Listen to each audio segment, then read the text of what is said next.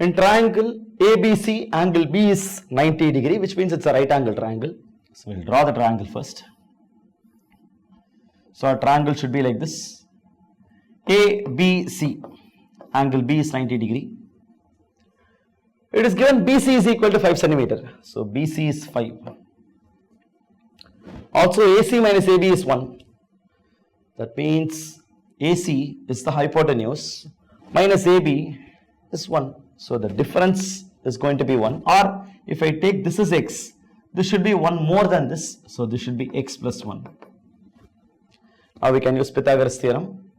So we get x square plus this is 5 square 25. This should be equal to the square of the hypotenuse, which means x plus 1 the whole square. So x plus 1 the whole square is x square plus 2x plus 1.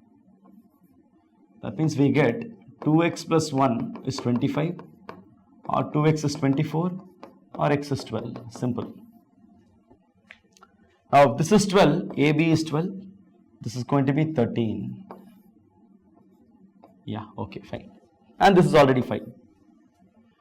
But find what? Find what is the value of 1 plus sin C by 1 plus cos C. So 1 plus sin C by cos C. 1 plus sin C by 1 plus cos C. First of all, C mentions this angle, angle C. Now we need to find sine of this angle, cos of this angle.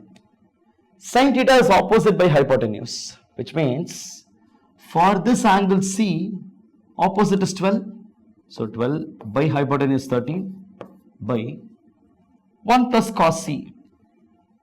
Cos C is adjacent by hypotenuse. So adjacent is 5 by hypotenuse is 13.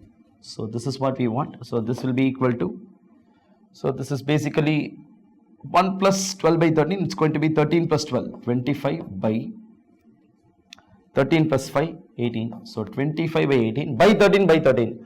Common denominator, they get cancelled.